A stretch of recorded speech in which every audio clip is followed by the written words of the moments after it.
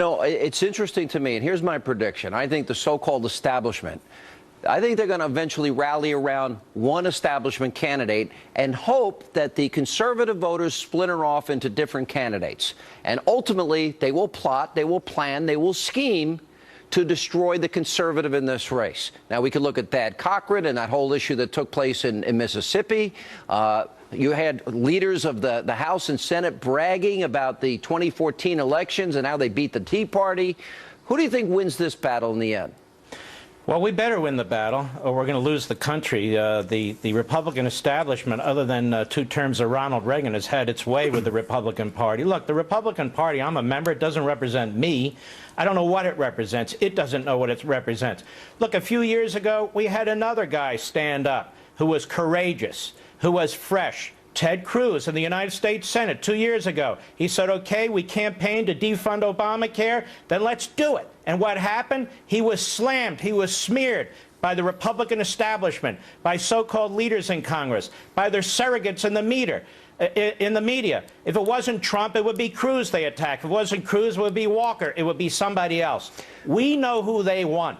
And the guy that they want is not the guy that's going to be the person who I think can get elected president of the United States. He doesn't even act like Jeb, like he wants to be president. He seems to go through the motions. He talks into his chest. I don't know where the guy is going. So you got Trump, you got Cruz, you got Walker, you have Ben Carson, 4 insurgent candidates that are doing pretty well by every objective standard if you put their numbers together.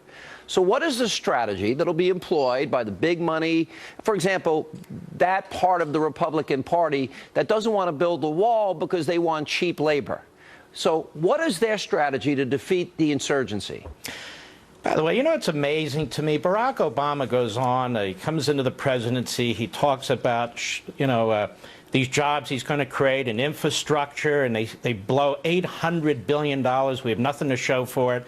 So now we want to build a wall on the southern border to protect America's sovereignty, to protect us from drug cartels, to protect us from terrorists and so forth, so we can actually manage a legal immigration system. And what do they say? It's too expensive. It's too complicated. The American people are sick of this.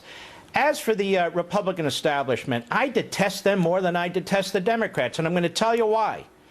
If they had had their way, Ronald Reagan would never have been president. He would never have had a chance to win 2 massive landslides. We have got to bust through this Republican establishment, their donors, their consultants, their media surrogates. We're going to have to bust through them to give people an opportunity to actually vote for a conservative for president of the United States. And if you're under 45, I've said this many times, you've never had the chance. It's inspiring. It's invigorating. It's exciting. We need to have the difference between a conservative, a principled, articulate conservative, and one of the left-wing kooks who's running in the Democrat Party.